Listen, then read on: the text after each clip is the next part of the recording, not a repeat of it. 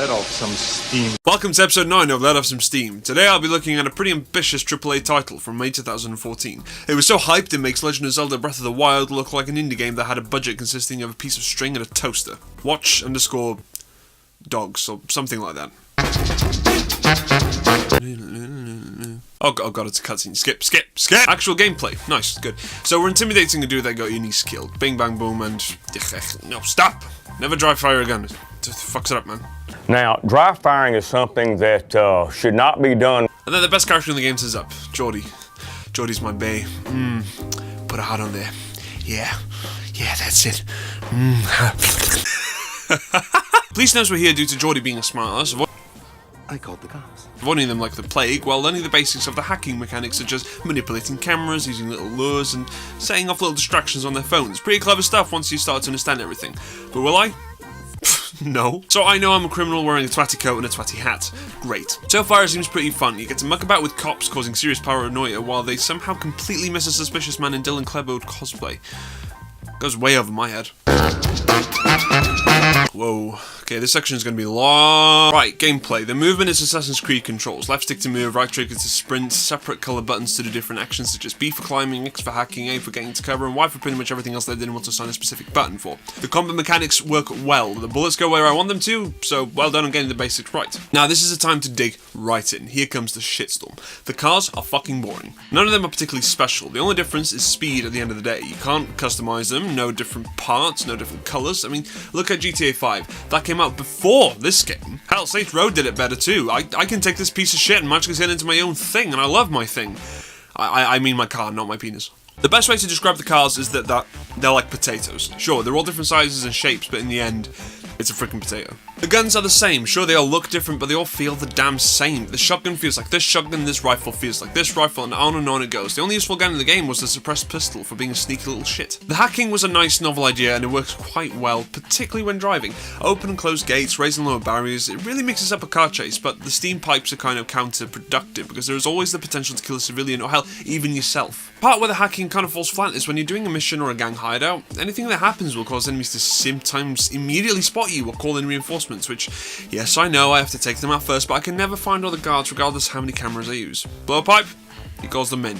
Raise a protector, he calls them in. Distract them with a phone, he calls them in. Not only that, but from a technical standpoint, this game is terrible. Let me give you a rundown. My computer has an i5-3330, quad cores with 3 GHz. My graphics card is an R9 380. What I'm trying to say is, it's better than having a toaster. This game has serious frame rate issues, and it's from 2014. I turned the settings down, and it still gave me hell. Like, I couldn't figure out what was wrong with this, so I guess I have to leave in videos with choppy frame rate. Thanks, Ubisoft. I thought you were professionals! Not only that, randomly in the game, everything will freeze in place, and when I look at quite an empty environment, I notice to the side that something's loading, and for some reason the game thinks the best time to load assets is for about 20 minutes, and then you're stuck there for a key moment, which just causes a nuisance. More than once, I have crashed my car due to this and nearly died once too. It even takes time for them to load up a shop before entering. And finally, I can talk about the missions. God, these missions are lazy. Pretty much every mission is either the same as a side mission or a couple of different side missions stringed together to make one long poop mission. This is genuine laziness on a ridiculous level. None of them thought to come up with something original as a mission. Instead, I have to do gang hideouts, do these puzzles, do quite a few convoys, and muck about with these signal poles. It would make sense that when you did these missions, the mission type would be available in the game world, but guess what? It doesn't make sense because I can already fucking do them! Okay, next segment, I'm done with this one. You know what, as annoying as the game can be to play, I can admit it does look pretty good. The environments are nicely detailed without falling down the uncanny valley, the cars have pretty cool designs, and you can tell which brand they're trying to imitate. All the digital overlay stuff is really nice too, showing you details of NPCs looking at citizen surveillance. Look at this rain. This rain looks nice too. Now moving on, I'm going to talk about the main character's aesthetic. I hate it. So the dude's a vigilante. He's trying to avoid the police because what he's doing is seriously illegal. So why would he wear clothes that make him immediately recognizable? Not only that, he looks stupid. His coat doesn't probably go down the center, and neither does his cardigan. He might as well have a balaclava and call himself Milady Man. Plus, why is everyone in Chicago wearing a hoodie? Is it an oversized council estate in Peckham? Oh, I see. The sound effects are pretty decent most of the time, however the cars sound, well, just disappointing. The guns sound weak and all the same, and I feel like a game with a budget of $68 million, they have really cut a lot of corners. I mean, generally, you know, even the game engine is really bad. The game world is actually kind of cool. It has a bit of a Birth of the Big Brother thing going on with the CTOS in the general Chicago area. Even pony are getting monitored constantly without people even noticing. It's just odd that they have a monitoring system go hand in hand with a system that runs with everything that controls city infrastructure. I can imagine that one Jeff from 21st Street could want to listen to a couple's most personal moments, but instead accidentally sends a train to New York instead of down the road. It's a really cool concept, but the thing is, I felt it was lacking something. I'll tell you what, but I'm not sure what it is. It just kind of feels empty, really. You know, there were plenty of things to find through the CTZNOS, that was really hard to say. Nice, funny moments. Same with the little eyeball things that let me look through people's webcams, with one particularly disturbing video of an angry mother, but when I say more things could have been there, I mean bigger things. Sure, it was cool that a security firm would want to get, you know, a system running where they could control nearly everything and then criminals took advantage of it, but I honestly had no idea what the security firm's intentions were. Their end goal was not particularly clear, apart from it being an experiment to see if it would work for other cities across the country. I wasn't sure what to think of the firm. And adding more to that, I don't know what DedSec wanted either. Did they want control? Did they want free pizza deliveries? Nobody's intentions were ever explained, not even the main characters. He wants revenge on whoever had killed his niece. Well, he found him, Maurice. Does he do anything with him? He gives it to Geordie, who keeps him alive for questioning. Aiden, buddy, you've kept him alive long enough. Just come on, take him out of his misery. So the story. It's pretty boring. It's an old-fashioned revenge plot. Aiden's niece is killed, abandons Damien, has the great idea to go after a big mob boss using the CTOS program. The thing is, the story takes me nowhere particularly exciting. Every area the missions supposedly unlocks, quote-unquote, I can already go to. Maybe not take advantage of the hacking mechanic, but I can still explore, beat people up, shoot cops. There's just no stopping me. Really, the story was just a stereotypical, boring revenge plot, and I can definitely say something similar for the characters, except for Geordie. Geordie's Bay. Geordie's life. The multiplayer isn't worth talking about. Most of it is just what you can do in the main game, but with other players instead of NPCs. I mean, why bother with doing it if you can't be creative enough to do something special with it? I mean, you're introduced to the data stealing game mode thing, where a person can hack your phone and steal. You know what? You don't even care. Doesn't it sound boring? Right? Yeah, well, it is. Not only that, in some aspects of the multiplayer, other players that are further ahead in the game than you have a serious advantage. I'll give you an example. I was trying to find a guy that was stealing my data, okay? I saw him in a city block and I drove right towards him. I missed. I don't know how, but I did.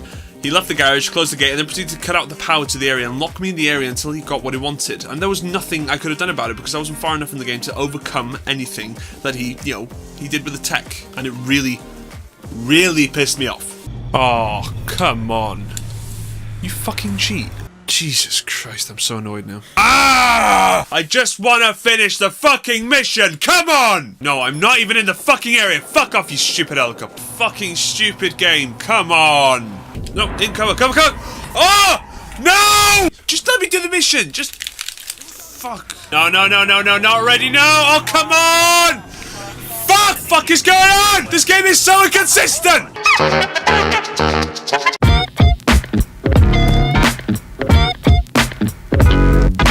I think a lot of you can already tell what I think of this game already. Yes, I think it's shit.